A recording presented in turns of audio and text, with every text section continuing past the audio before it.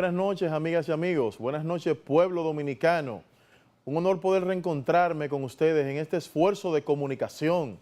Evidentemente lo hacemos con el interés de llevarle a ustedes las principales informaciones, el análisis en perspectiva acucioso acerca de los temas que le dan vida a la información en cielos dominicanos y en el resto del mundo.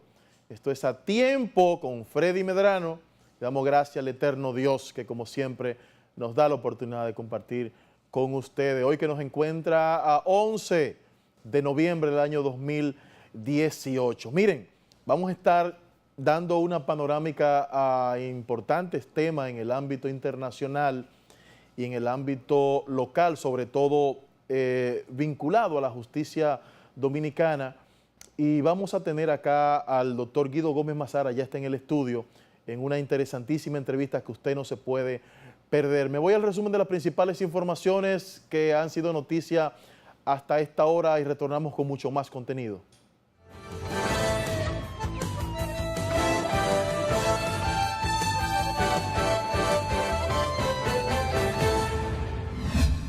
El gobierno dominicano tomará $1.000 millones para invertir en el sector eléctrico. 2 préstamos fueron anunciados en menos de 24 horas, uno ascendente a $600 millones y otro de 400. El primero fue anunciado la noche del pasado lunes por el vicepresidente de la Corporación Dominicana de Empresas Eléctricas Estatales CDEE, Rubén Bichara, quien informó en China que se acordó un préstamo de gobierno a gobierno a través de Exim Bank chino de $600 millones para mejorar el sistema de distribución de energía y reducir las pérdidas en un 28%. Horas antes, el Banco Interamericano de Desarrollo había anunciado la aprobación de 400 millones que irán destinados al fortalecimiento de la capacidad institucional y de supervisión del sector eléctrico.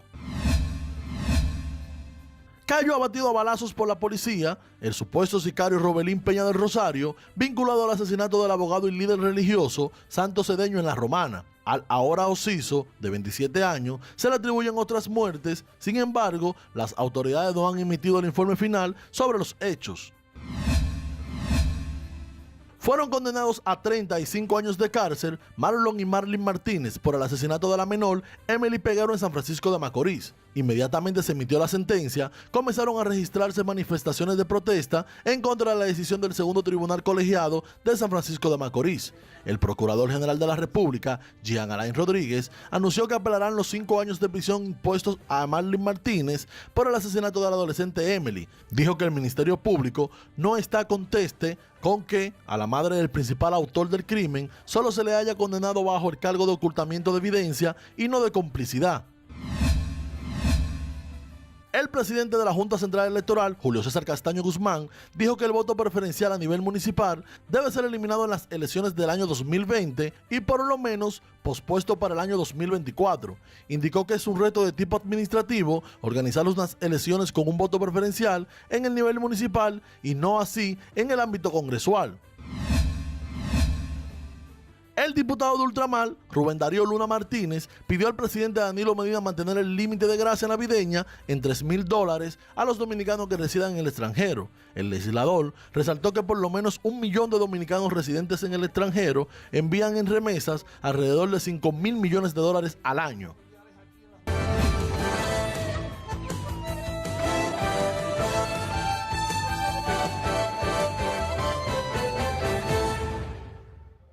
Vámonos de inmediato a ver las internacionales de A Tiempo.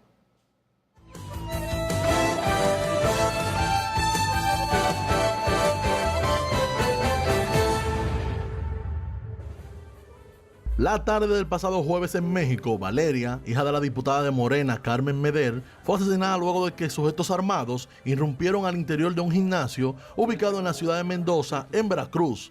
De acuerdo con medios locales, la joven de 22 años fue sorprendida por los hombres armados, quienes abrieron fuego en repetidas ocasiones y después escaparon. Un incendio forestal se está extendiendo rápidamente por el noreste del estado de California, en Estados Unidos, y ya afecta más de 8.000 hectáreas, según el Departamento de Forestación y Protección contra Incendios. El gobernador en funciones, Gavin Newsom, ha declarado el estado de emergencia. El incendio se originó cerca de la ciudad de Purga la madrugada del pasado jueves y de ahí se ha extendido hacia el oeste. Por la tarde del viernes, el fuego avanzaba a un ritmo de un campo de fútbol cada 3 segundos debido a las ráfagas de viento de hasta 104 kilómetros por hora que se estaban registrando. La policía de Australia ha comunicado que el ataque con cuchillo, perpetrado en la ciudad de Melbourne por un individuo, se trató de un atentado terrorista, informaron los medios locales. En ese centro de la ciudad, un hombre estrelló su vehículo contra un local y el automóvil se incendió. Posteriormente, el conductor comenzó a atacar a los transeúntes con un cuchillo. El expresidente ecuatoriano Rafael Correa ha sido llamado a juicio por Daniela Camacho, jueza de las garantías penales de la Corte Nacional de Justicia del país, en el marco del secuestro del ex asambleísta Fernando Valda. Donald Trump ha declarado que la reunión entre el secretario de Estado Mike Pompeo y el vicepresidente del Partido de los Trabajadores de Corea del Norte quedó aplazada a causa de las visitas de trabajo. Desde Seúl, declararon que la suspensión de la cita planeada para el pasado jueves en New York no supone el fin del diálogo entre Washington y Pyongyang.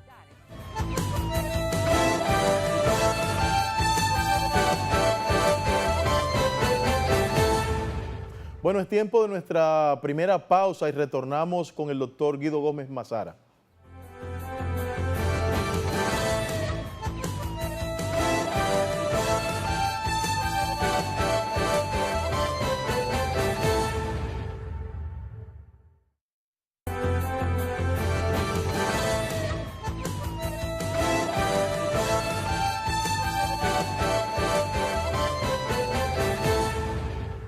Gracias por continuar con nosotros. La grata presencia del doctor Guido Gómez Mazara. Con él vamos a estar analizando algunos temas de interés en el ámbito internacional y en el aspecto local. Sobre todo, pues, algunos acontecimientos que han estado acaeciendo aquí en la República Dominicana y que Guido también nos narre cómo está caminando la política internacional en este tramo. Buenas noches, Guido. Placer, hermano. Guido, ¿qué ha pasado en Estados Unidos? Estas elecciones han develado varias situaciones. Trump ha dicho que aún así ha salido ganancioso de estas elecciones de medio término. Bueno, reiterando las gracias por la invitación, yo pienso que las elecciones de medio término de los Estados Unidos tienen sus peculiaridades. Siempre ha servido como un elemento de balance al poder y se repite casi con una exactitud de un reloj suizo ese contrapeso de demócratas en el Congreso, republicanos controlando la Casa Blanca y viceversa. En este caso, lo que se proyecta técnicamente es lo siguiente: un control reiterado de los republicanos en la Cámara del Senado y una victoria de los demócratas en la Cámara de Representantes. ¿Qué eso significa? Para que la gente tenga una idea. Si bien es cierto, la campaña se concentró mucho en la posibilidad de que los demócratas tuviesen el control de la Cámara de Representantes y que la congresista Pelosi fuera a ser la próxima Speaker of the House, lo importante para que la gente entienda es que cuando los demócratas controlan el poder, en este caso, tienen dos temas fundamentales desde el punto de vista institucional. El primero, que tiene la capacidad de control presupuestario sobre el presidente norteamericano. Y en segundo lugar, tienen el escenario ideal para hacerle una acusación, se llama indictment. Y sobre esa base, con las características del presidente Trump, yo creo que hay un ambiente en esa dirección. ¿Por qué? Porque fíjate que la primera reacción de la victoria del Partido Demócrata en la Cámara de Representantes es una postura agresiva del presidente Trump. ¿Qué significa eso? Que como la cuenta regresiva de la política norteamericana por el control de la Casa Blanca ya abrió sus compuertas, es posible que la Cámara de Representantes sea por excelencia el escenario de la gran confrontación política, ideológica en los Estados Unidos. Sin embargo, algunos analistas hablan del contrapeso, de esa importancia que tiene ahora este nuevo contrapeso, sobre todo en la Cámara de Representantes, a sabiendas de ese discurso que ha mantenido incólume Trump con relación al tema migratorio. Bueno, el problema es que si tú observas las características previas del proceso de competencia electoral, te darás cuenta que los republicanos inteligentemente, básicamente la Casa Blanca, en Estados Unidos la constante es que elección a medio término, el factor de empleo, que es un factor fundamental en el debate, y de la economía sean las piezas esenciales. En este caso, yo pienso que muy alentado por la administración del presidente Trump, el factor migratorio asumió un rol básico. Y un componente es que la caravana de migrantes que ha ido trasladándose desde Guatemala a hoy está en México y tiene toda la intención de llegar a la frontera con los Estados Unidos va a ser un tema importante. No te olvides que Trump, antes de ser presidente electo, el discurso del respecto al tema fronterizo fue un discurso esencial. ¿Por qué? Porque Trump es un político atípico, esencialmente, y él, aunque no disfruta de la élite del Partido Republicano, la base social republicana sí ha votado en su favor. Y en los Estados Unidos, en los últimos 10 o 15 años, ha habido una fase de desplazamiento importante de grandes núcleos urbanos que se han ruralizado, que es el típico voto redneck, como dicen los Estados Unidos, que es el voto conservador, tradicionalista. Y tú puedes estar de acuerdo o no con el presidente Trump. El presidente Trump, para el típico norteamericano, es un presidente popular. Fíjate que en lo que respecta a las políticas conservadoras, ellos tienen control ya en la Suprema Corte de Justicia porque el último nominado es un hombre de pensamiento conservador. Fíjate que sus políticas en materia económica son políticas de carácter proteccionista, que si bien es cierto, uno percibe una política exterior un poco errática. Te darás cuenta que en los Estados Unidos, ya comenzó con la administración Obama, pero en Estados Unidos hay 2.5% de desempleo. Eso es pleno empleo en cualquier país del mundo. Sin embargo, hay otros aspectos hacia lo interno de los Estados Unidos que van a ser motivo de debate. Yo siento que hay un tema de tensión racial muy fuerte. Hay otro aspecto de que el presidente norteamericano ha desarrollado una política de agresividad con grupos de comunicación específicos. La última crisis que hizo con Jim Costa, que es un periodista de origen latino, pero trabaja por una cadena norteamericana, de un enfrentamiento casi público ahí en medio de la Casa Blanca. Te darás cuenta que él va a tener que saltar muchos obstáculos y tiene dos temas pendientes que son materia de investigación. La trama rusa, que es un tema que siempre será un dolor de cabeza, y hay algunos temas donde la familia del presidente Trump no ha sabido deslindar los aspectos del sector privado con el público, de conflicto de interés. Y eso van a ser los elementos básicos de la política de ataque. Evidentemente que en el nivel estratégico uno tiene que preguntarse cuáles son los elementos que apuntan los asesores de Trump para que él se mantenga con esta informalidad, digamos, que no era común en Estados Unidos, de informarle al país acerca de decisiones trascendentales, inclusive de la misma decisión de la Corte Suprema de Justicia con lo de Kavanaugh y todo esto. ¿Alguna razón debe haber para mantenerlo a él como punta de lanza en el debate de manera permanente? Mira, lo que pasa es que las características de su victoria rompieron con todos los esquemas de una campaña ideal. Y como él ha gobernado en la cresta de la confrontación, tú te darás cuenta de que él está construyendo un liderazgo atípico en la sociedad norteamericana. Y yo también incorporo ese elemento, es que hasta ahora uno no percibe un líder que tenga la potencialidad presidencial en el próximo torneo en los Estados Unidos que se perfile de antemano. ¿Quiénes fueron las figuras que le contrapesaron en el proceso de elecciones de medio término? Biden, que es un político, pero ya terminó, agotado. 2 periodos vicepresidente, presidente de la Comisión de Relaciones Exteriores, un senador excelente. Otra figura importante, bueno, Oprah Winfrey, que fue una persona que atacó bastante al presidente. Y quien es el líder del pensamiento liberal con mayor formación intelectual desde mi humilde punto de vista, Barack Obama. Es decir, aunque hay una intención de presentar un candidato, yo debo decir que todavía hacia lo interno de los Estados Unidos, en el espectro político, uno no percibe un candidato demócrata con posibilidad. Vamos a ver qué pasa con una Cámara de Representantes que va a confrontar al presidente. Y en el caso del espectro del Partido Republicano, no importa las voces críticas que existan, hay un estilo en el modelo norteamericano de que un presidente, por lo regular, no tiene un competidor interno en su partido. Eso hace que el presidente Trump siempre esté en la cresta de un liderazgo atípico, repito, pero que de una forma u otra en algún momento engrampa con una parte de la sociedad norteamericana. Mira, si uno lo ve desde la óptica de minoría, migrantes, uno no está conforme. Mira, el presidente norteamericano acaba de plantear un componente que es un trastorno para el modelo constitucional norteamericano. Él acaba de decir que cualquier persona de origen indocumentado o que haya entrado a los Estados Unidos de forma legal, se haya ilegalizado, si genera hijos, su condición de principio de ius soli, que es una regla histórica en los Estados Unidos, no le van a reconocer la nacionalidad. Fíjate hasta qué punto lo ha llevado el tema del debate, respecto a aspectos tan esenciales como es el tema migratorio en los Estados Unidos, que es un tema, reitero, que no nos cae bien, pero es popular en los Estados Unidos. Por la gran cantidad de personas que han estado en un éxodo masivo saliendo de Centroamérica, específicamente de Honduras, El Salvador, ¿crees tú que hay algún direccionamiento Sí, de grupos articulados que han estado trabajando ese éxodo? Mira, no te resulta extraño las características de la victoria de Orlando Hernández, el presidente hondureño. Sí.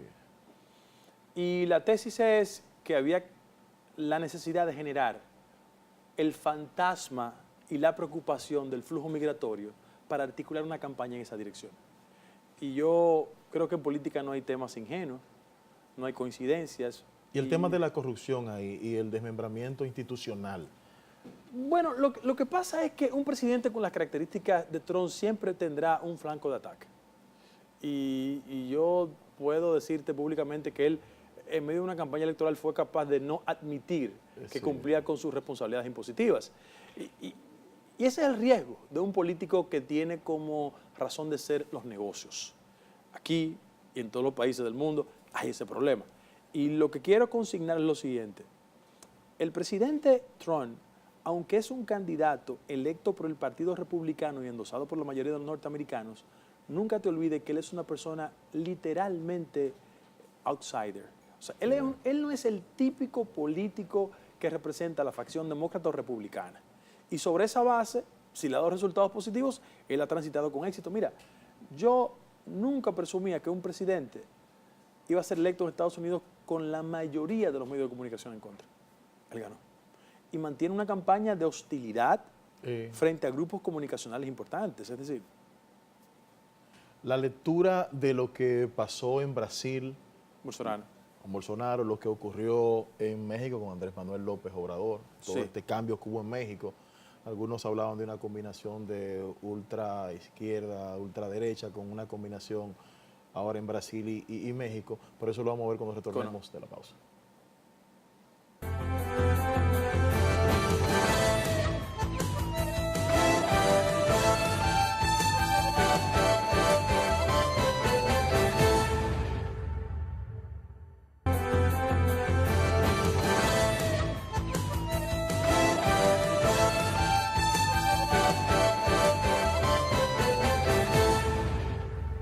Bueno, gracias por continuar con nosotros. El doctor Guido Gómez Mazara, que es un acrisolado político acá en la República Dominicana. Con Guido estamos viendo algunos aspectos en el ámbito internacional. Que hablábamos ahorita de lo de Bolsonaro en Brasil. Hablamos de Brasil, México. Y México. Bueno, vamos por orden. Lo primero es que el éxito de Andrés Manuel López Obrador no es una expresión del extremismo político. Es el reconocimiento de un actor fundamental del sistema político mexicano que rompió con la tradición de la partidocracia. Nunca olviden que él fue gobernador del estado de Tabasco del PRI primero. Sí. Y después fue jefe del gobierno del DF del PRD. ¿Qué pasa? Cuando él generó una ruptura con esos fundamentos organizativos en México, creó las condiciones para un movimiento alternativo que se llama Morena. Movimiento de Regeneración Nacional. Y esa fue una plataforma que no solo obtuvo una victoria producto de las alianzas que él fue concertando alianzas con sectores de izquierda, de centro, pero fundamentalmente con una coalición evangélica muy importante en México. ¿Qué pasa? Que la expresión de él es un agotamiento del modelo partidario mexicano. ¿Por qué? Porque no te olvides que hace ya 12 años en México un acontecimiento estremeció a la sociedad mexicana y el mundo. Un candidato presidencial con posibilidades, Luis Donaldo Colosio, que hizo un esfuerzo de ruptura con la cúpula del PRI, le dieron un balazo, lo asesinaron. Aunque el PRI ganó en esas condiciones, creó el ambiente para que el Partido Acción Nacional ganara 2 periodos consecutivos. Vino Fox primero y después Calderón después. Sin embargo, el PRI hizo un ejercicio de renovación, caras nuevas, pero un partido que actuaba igual, Peña Nieto. Y frente a la incapacidad de tanto los partidos tradicionales darle respuesta a la gente, México siguió siendo un país con un nivel de corrupción muy alto. El narcotráfico ha penetrado toda la estructura del Estado en México, esa es la verdad. Y sobre todas las cosas, la clase política experimenta un nivel de deterioro sin precedentes. Eso creó un ambiente. Yo tuve la oportunidad de estar en México durante el proceso Y evidentemente lo que hizo López Obrador fue, primero, mantener una firmeza sin precedentes. A él le robaron un proceso eleccionario. Le robaron un proceso eleccionario. Se mantuvo con firmeza, inclusive él generó un caos en el Distrito Federal por 6 meses porque se declaró en rebeldía en la Plaza del Zócalo. Eso le generó una reacción, pero la consistencia lo mantuvo en el terreno y ganó las elecciones. ¿Cuál va a ser el problema de él? Bueno, ¿cómo él va a lidiar con los sectores hegemónicos mexicanos? Él ganó a contrapelo de figuras tan importantes como Carlos Slim por un conflicto con un nuevo aeropuerto y declaró ya nulo el contrato. La pregunta que la gente se hace es, ¿tendrá él la posibilidad de, con un discurso de carácter nacionalista, tener buenas relaciones con Estados Unidos? Sí, la va a tener perfectamente y así lo demostró. Tuvo un primer encuentro con Trump.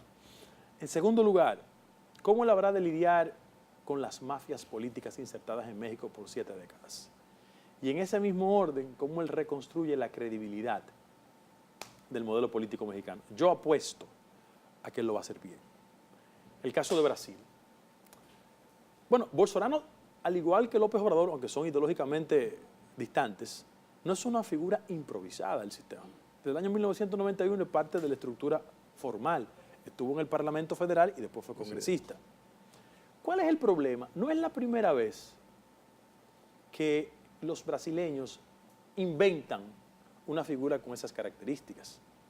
Hace más de 15 años, antes del éxito de Fernando Henrique de Cardoso, primero, y en segundo lugar de quien, sin lugar a dudas, es un referente, a pesar de estar preso, que es Ignacio Lula da Silva, ellos inventaron un proyecto que se llamaba Fernando Collor de Mello, que era una figura antisistémica que venía de los medios de comunicación de Globo. Bueno, ganó el poder para cerrarle el paso a Lula, que tenía una potencialidad enorme, pero bueno, cayó preso y se desacreditó. Bolsonaro es una figura diferente que apela a los aspectos propios de las sociedades cuando entienden que la clase política se le agota. Es innegable que aunque el modelo de Lula fue exitoso desde el punto de vista económico, hay una impugnación ética a su gestión, tanto la de él como la de Dilma Rousseff. Sin embargo, si no llega a las vidas judiciales, el caso de Lula posiblemente hubiese sido No, presidente. iba a ganar las elecciones. Y yo pienso que... O sea, la impugnación no era tan suficiente como para frenar esa avalancha de votos. No, porque en el o de intención que estaban marcadas en las principales en el seno encuestas. de las sociedades como las nuestras, cuando se pone de contrapeso una mejoría sustancial de la gente y el tema de corrupción, la gente siempre prefiere y prioriza. No estoy de acuerdo con eso, los aspectos de su mejoría sustancial. ¿No supo Lula hacer el switch para su candidato? No, yo pienso... No hubo tiempo. Es que los liderazgos no se transfieren pura y simplemente, eso no es verdad. En América Latina y en el mundo no es así. Yo pienso que los pueblos votan por un candidato en función de una empatía natural. Pero sin embargo el crecimiento de Fernando Haddad... Bueno, es que Fernando Haddad es el resultado de un deseo de parar a Bolsonaro. Frente a la habría incluso una proyección en las encuestas que a más tiempo se iba... no, él obtuvo 45% del voto, claro, espérate, es una cosa tan fácil. Pero el problema no era él como candidato. El problema es que el líder histórico de ese partido, el PT, está preso. Y mira si hubo una especie de combinación entre el interés de adecentar la sociedad brasileña y un elemento de carácter político. ¿Quién es el ministro de Justicia? Increíble. El que frenó a Lula. El persecutor de Lula. Sí. Para que tú veas las compensaciones de la política, Moro. Entonces, frente a esa situación, yo quiero decir lo siguiente. En América Latina hay una fase de cierre del ciclo que comenzó con el éxito de Chávez, hay que decirlo. Muchos estudiosos llaman la fase de izquierdización de América Latina, porque con el éxito electoral de Chávez él transformó el mapa de toda América Latina. Ese modelo se agotó. No se agotó porque las ideas se agotaron, se agotó porque los componentes que caracterizaron ese éxito tenían que ver mucho con el boom del petróleo, con el posicionamiento con el avance de la inversión china en segundo lugar y el crecimiento de las commodities en los mercados internacionales. Cuando ese ciclo se agotó, evidentemente el modelo político comenzó a colapsar, porque Venezuela no es la misma, con precios bajos, sin grandes inversiones chinas y sin una colocación inteligente de las commodities en los mercados internacionales. Frente a eso, yo estoy convencido de que el ciclo de las izquierdas se cerró, no se sepultó, se cerró, salvo el caso, evidentemente, de López Obrador. Hay que dar una lectura, Guido, a la visita del presidente Danilo Medina a China. Sí. Evidentemente que esa lectura un poquito más holística de todo lo que ha estado ocurriendo, sobre todo por esa posición a principio de Estados Unidos. Estados Unidos evidentemente pactó con China A mediados de la Guerra Fría. No, 1973. Sí, claro, y lo usó como contraataque contra la Unión Soviética, sí. pero eran escenarios totalmente distintos. La foto famosa de Kissinger. Exacto, a este escenario de hoy día. Sin embargo, ¿qué le espera a la República Dominicana con estas relaciones con China? Mira, desde el punto de vista del mercado que se abre es positivo. Sería un acto de mezquindad no reconocer que un mercado de 1.000 millones de ciudadanos te ofrece todas las posibilidades. En el caso de la República Dominicana hay un intercambio desigual. Los chinos colocaron alrededor de 1.000 millones de dólares en productos en República Dominicana, nosotros no alcanzamos 300 millones de dólares. ¿Qué significa eso? Que eso es un desafío para el aparato productivo dominicano. Y colocarse en una lógica de competitividad y determinar cuáles son los productos atractivos para ese mercado. Por ejemplo, de antemano yo pienso que el tema del ron y del tabaco parecen ser temas atractivos. En ese mismo orden yo debo hacer la siguiente lectura. Mira, una sociedad como la China no es verdad que nos va a regalar cosas. Va a crear condiciones y va a facilitar acceso a préstamos. Y en ese mismo orden la República Dominicana tiene que hacer una interpretación inteligente de ese tipo de relación. ¿Dónde están los elementos que se derivan de ahí? La reacción natural de los Estados Unidos. Los Estados Unidos es nuestro principal socio comercial históricamente. Por un problema geográfico estamos próximos a los Estados Unidos. No me gusta usar ese término, pero es una frase muy de la política exterior norteamericana. Nosotros somos el patio trasero. No creo en eso, pero es una concepción de política exterior. Y cuando los dominicanos, tú le pasas balance, tenemos una comunidad dominicana en los Estados Unidos, tenemos más de 60 años de un modelo migratorio, hemos ido construyendo una cultura hacia los Estados Unidos a tal punto de que intelectuales tan importantes como Julia Álvarez es una escritora de origen dominicano, famosísima en el mercado norteamericano. Tenemos un personaje de origen dominicano, Junot Díaz, ganador de un premio Pulitzer, para que la gente tenga una idea que no es solo Washington Heights, merengue, peloteros, o sea, es un proceso de integración significativo. Mi preocupación es que los norteamericanos, más allá de llamar a su embajador, en este caso a consulta, comiencen a desarrollar políticas de hostilidad. Eso a nosotros no nos conviene, lo hablo con la sinceridad que me caracteriza, y yo pienso que hay que diseñar una acción inteligente al respecto. Sin embargo, la embajadora Bernstein ha estado apoyando la consolidación y la libertad que tiene la República Dominicana como nación, como Estado. Ah, no, porque el discurso norteamericano es muy dual. O sea, ellos tienen relaciones con China hace más de 40 años, pero les preocupa que en estos países rompan con Taiwán para irse con China. O sea, es inexplicable desde el punto de vista de la lógica diplomática. Sin embargo, tú sabes cuál es la mentalidad norteamericana y quiénes están gobernando los Estados Unidos. No es lo mismo. Mira, a pesar de que los dos procesos de invasión norteamericana, República Dominicana, el presidente 1624 era Woodrow Wilson, y después fue Lyndon B. Johnson, eran demócratas, pero en un contexto de Guerra Fría y otro escenario. Casi siempre los demócratas tienen una concepción mucho más abierta hacia su relación con los países nuestros. No es el caso de los republicanos. Entonces yo aconsejo seguir actuando, estimulando la competitividad para incorporarnos a esos mercados, pero ser lo suficientemente diligente para preservar nuestra buena relación con los Estados Unidos. La sentencia caso Marlon Martínez. Bueno, tú sabes que aquí hay dos interpretaciones. Por la característica de impacto social que tiene, hay una reflexión muy propia del ciudadano al respecto. Ahora, vamos a la técnica jurídica primero. Yo estoy conforme con la decisión respecto de Marlon, inconforme con la decisión respecto de Marley. ¿Por qué? Porque técnicamente los magistrados, que el fundamento de la sentencia, utilizó un ardite. Y es que solo se acusó a Marlene bajo el alegato de que ella era responsable de esconder el cadáver. Ocultamiento. Técnicamente un ocultamiento, pero ella lo escondió. Ahora, los elementos que motivan la reflexión es por qué no fue acusada como cómplice. Técnicamente la complicidad es un acto previo a la ejecución del hecho. Y no se pudo demostrar técnicamente de que ella abordó, insinuó y orquestó ese acto de complicidad. Sin embargo, lo doy como referencia. Tanto los artículos 305 y 352 del Código Procesal Penal establecen dos ámbitos importantes. El crimen secuencial de otro crimen y el 358 también establece otro elemento. y es cuando por las vías no del todo decentes usted sustrae un menor de su hogar. La pregunta que uno se hace, ¿por Pero qué? no choca y el tema de la sustracción del menor y el tema de ocultamiento. ¿Dónde encajarían esos dos elementos específicamente? No, porque una cosa no tiene que ver con la otra.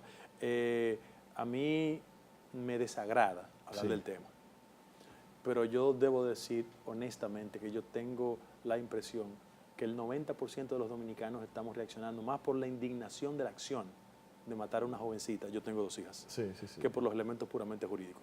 Desde el punto de vista jurídico, repito, la sanción de Marlon es la correcta, la de Marlin es incorrecta. Ahora, yo aspiro y espero que la acción del Ministerio Público, del Procurador General de la República, correcta, de apelar la sentencia respecto al tema de Marlin, sea elevada en apelación. Algunos juristas dicen que lo propio aquí sería la aprobación del Código Penal, a propósito de que el mismo Código Penal no daba otro trazo para el otorgamiento de una sentencia diferente a la que se Yo siempre evacuó. creo en las políticas previsoras, y un código efectivo es el que es capaz de proyectar con muchos años de antelación acontecimientos con estas características. La excusabilidad de que esto pasó porque no existe un ordenamiento en capacidad de cubrir excesos de esta naturaleza, a mí no me convence. Yo pienso que el cuerpo procesal dominicano tiene herramientas suficientes para haber condenado a Marlin a 20 años. Mi indignación como ciudadano. Yo soy padre, tengo 2 niñas, y yo no llego a entender lo que está pasando por la cabeza de una madre con esas características. Yo tengo, lamentablemente, una experiencia en otra dirección. A mí se me murió mi hija. Y yo no tengo forma de cómo describir con palabras el drama de esa familia. Yo vi a su padre por televisión haciendo unos señalamientos muy duros. Y lo único que yo quisiera, lo digo con mucha responsabilidad, es que la actuación tan blanda y frágil respecto de Marlin no sea el resultado de que manos políticas estén vinculadas a ese tipo de manejos tan indecentes que se dan en el país. Guido, finalmente, ¿cómo ve el escenario político de cara a 2020? Hay nebulosas. El desafío de la oposición es presentar un candidato unificado. ¿Será Luis Abinader el candidato del PRM? El que tiene ahora mayor potencialidad, según las encuestas, es Luis, pero las elecciones en su partido es el año que viene. Y en el caso del PLD, los PLDistas tienen un solo problema. Si no presentan un candidato con posibilidad de compactarse, su suerte está en procesos judiciales. Es evidente. Si el PLD no es capaz de establecer una alianza mínima, muchos de ellos tendrán problemas. Gracias, Guido.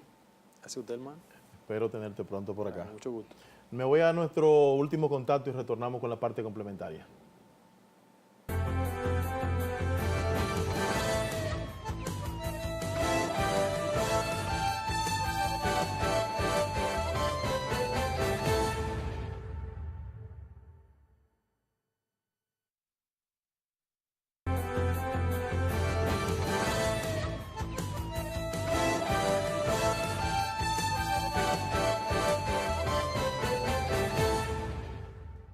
Bueno, gracias por continuar con nosotros. Estamos ya en la parte complementaria de este A Tiempo y es justo tiempo de ver la deportiva con Susi Jiménez.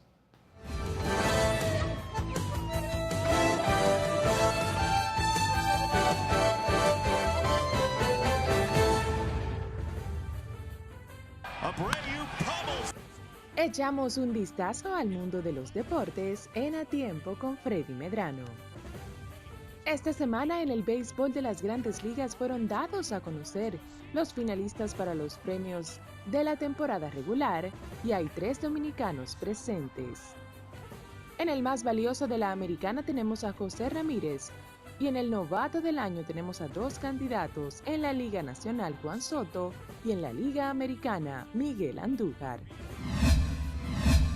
Bryce Harper supuestamente dejó sobre la mesa una oferta que le hiciera el equipo de los Nacionales de Washington de $300 millones y 10 años para seguir explorando el mercado, según su agente Scott Boras.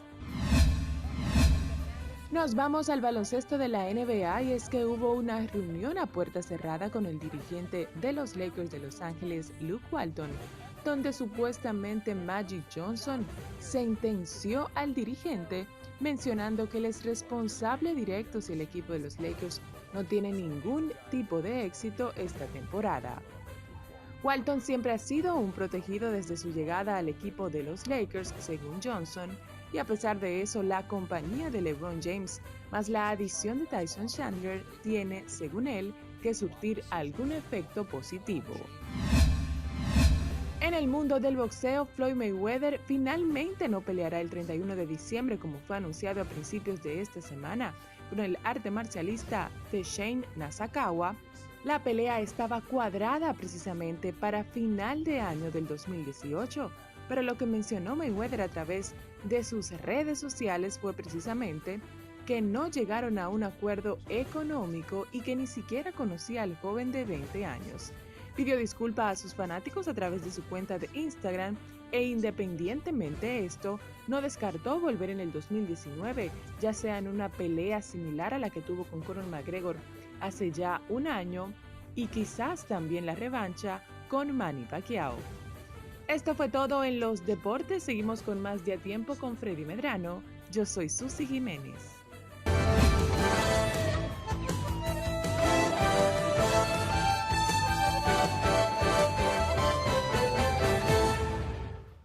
Bueno, gracias a Susi. Vamos a ver entonces cómo andan los precios de los combustibles. Y esta es la segunda semana que el gobierno ha dispuesto rebajas en los precios de los combustibles. Y la gasolina premium costará 230,10 por galón para una baja de 4.90. La gasolina regular 218,30, baja 5 pesos. El galón de gasoil regular estará en 193,80 y el gasoil óptimo a 205,90. Ambos tienen una rebaja de 2 pesos, mientras que el gas licuado de petróleo se sitúa a 116,40, baja 3 pesos. El natural continúa a 28,97 por metro cúbico, mantiene su precio. Otros combustibles que también experimentan caída en los precios son el Aftur, que se venderá a 154,20 por galón, baja 2,40. El Kerosene, 182,10, una rebaja de 2,60. Y el Full Oil, 129,35, disminuye 2,10. Pero ahí tenemos el que le gusta a Junior y a Melvin, que es el gas licuado de petróleo. Tiene 3 pesos ahí, Junior, para que te ponga contento. Bueno, sí, casi 9 pesos. Señores, gracias por acompañarnos en este A Tiempo. Recuerden que la próxima semana tenemos una nueva entrega, un nuevo contenido. Buenas noches, bye bye.